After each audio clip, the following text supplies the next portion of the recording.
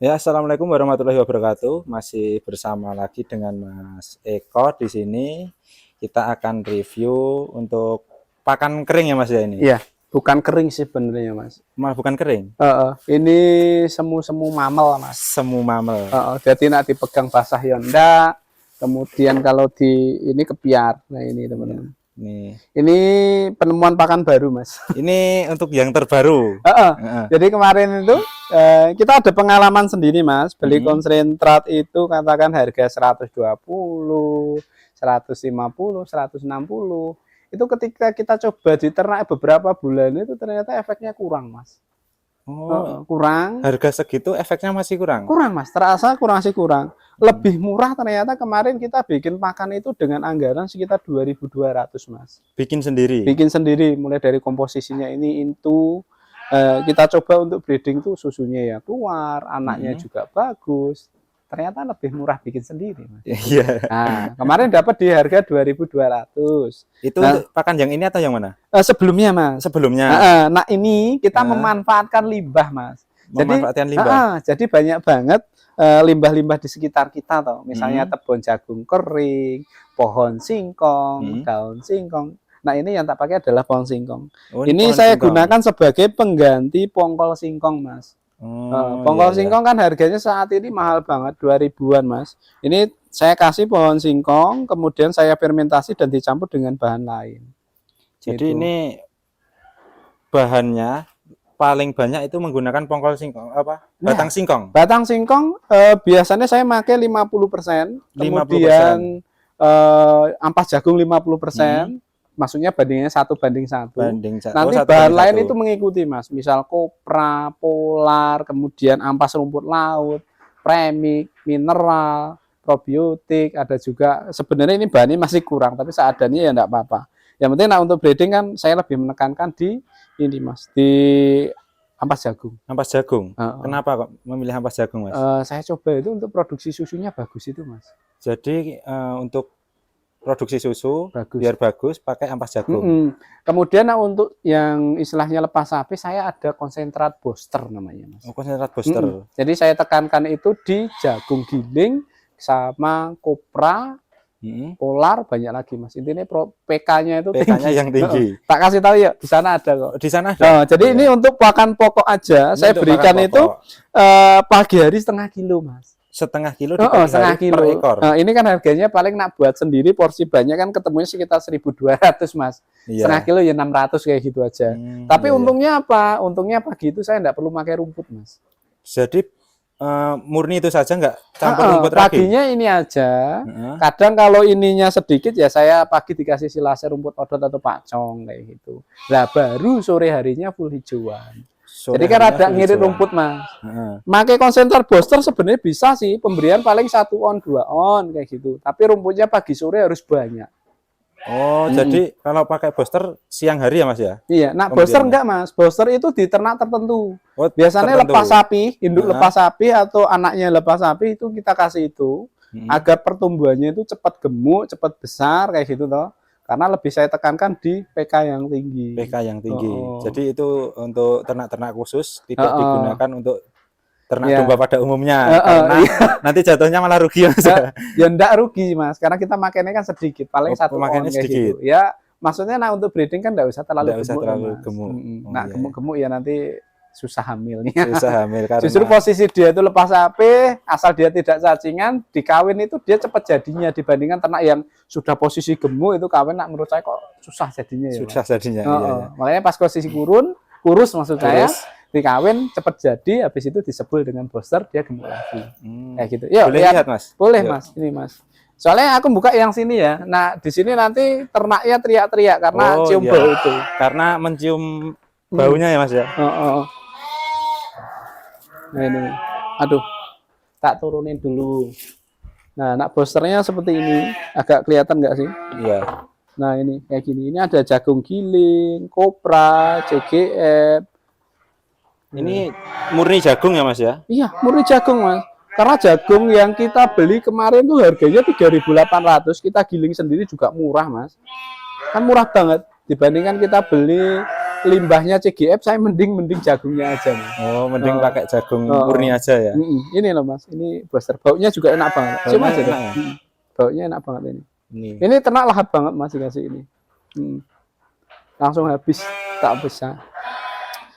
Ini saya bikin cuma sedikit, kemarin bikin 5 tong, 1 dibeli temen. Dibeli temen. Itu ketemunya harga berapa Mas kalau bikin sendiri? Nah, kita bikin sendiri paling 4.500 ketemu Mas, tapi nak saya jual ya 5.500. Oh iya, karena kan ada operasionalnya atau Mas. Operasional, iya. Kecuali dia belinya partai besar itu kan lebih murah, belinya 1 tong kok gitu loh. Iya, iya.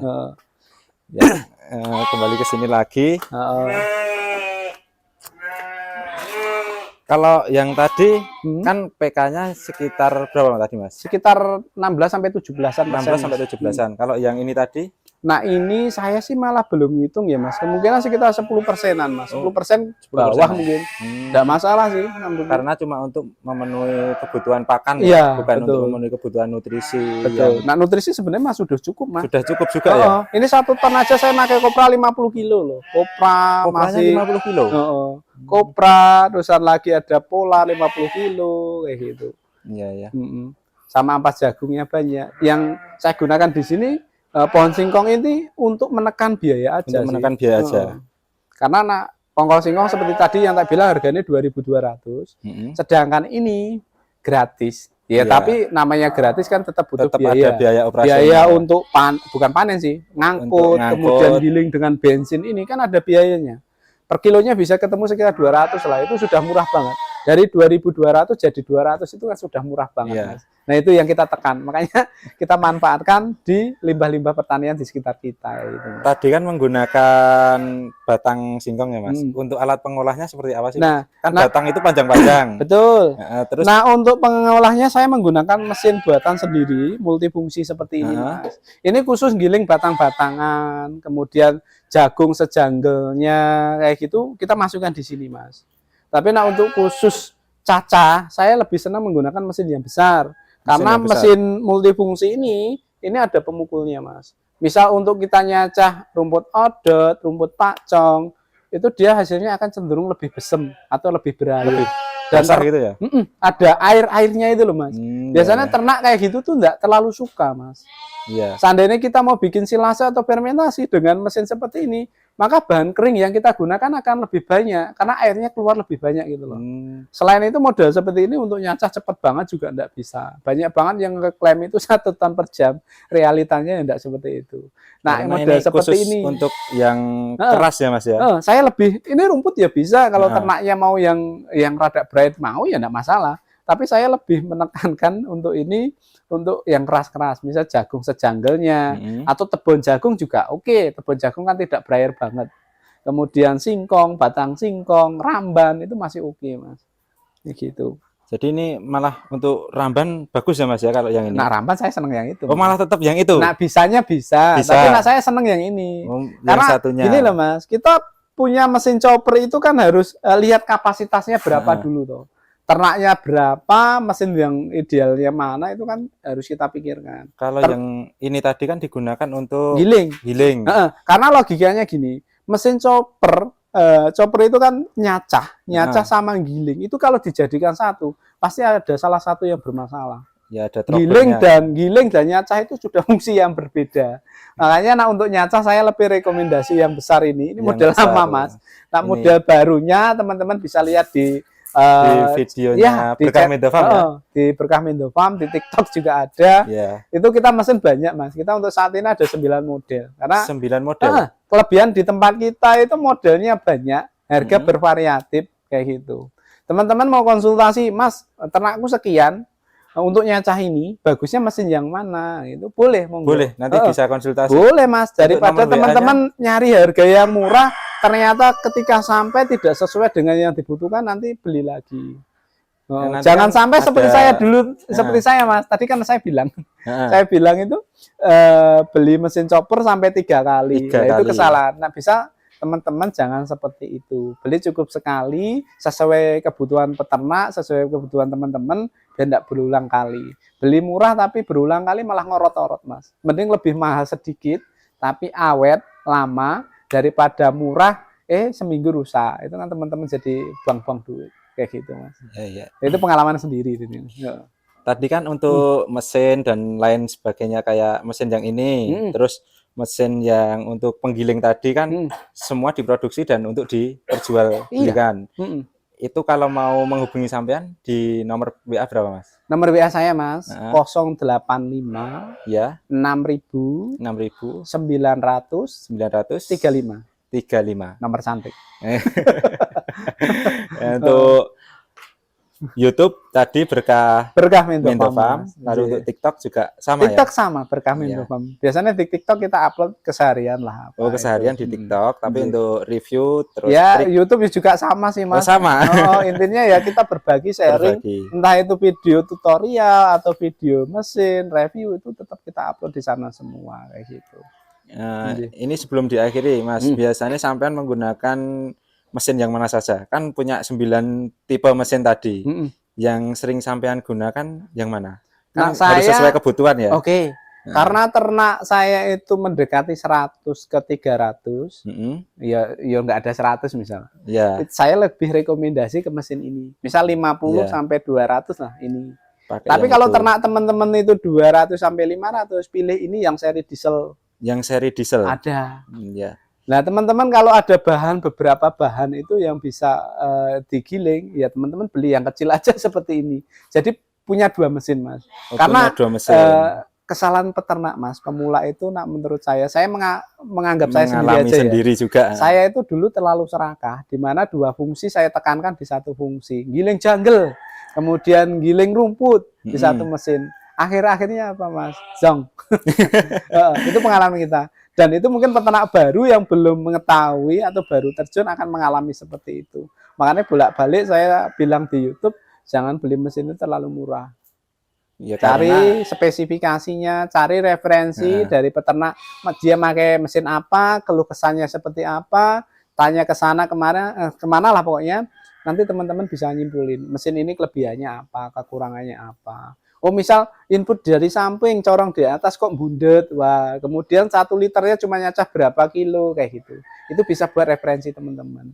Kita enggak bisa 100% percaya video yang ada di YouTube, termasuk video saya. Makanya teman-teman lebih baik tanya ke pengguna langsung. Modelnya seperti apa sih? Atau teman-teman juga main ke sini ya boleh, nyoba langsung punya saya. Oh iya aku mantep, aku marem ya monggo enggak masalah kayak gitu.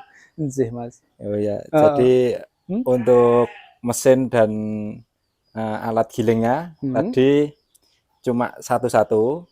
Terus yang digunakan ini tipe apa Mas tadi? Nah ini tipe BT 5000 Mas. Untuk tipenya BT 5000 yang untuk penggilingnya tadi? Penggiling kita ada yang seri paling mini itu M2000. M2000. M itu artinya multifungsi. Multifungsi, oh iya. Multiguna. Tapi saya gunakan untuk penggilingnya saja. Untuk penggilingnya saja. Dan 1 poin lagi Mas, kalau punya multifungsi, teman-teman kalau nyacah ternak itu jangan dicampur dengan giling kuhe ya.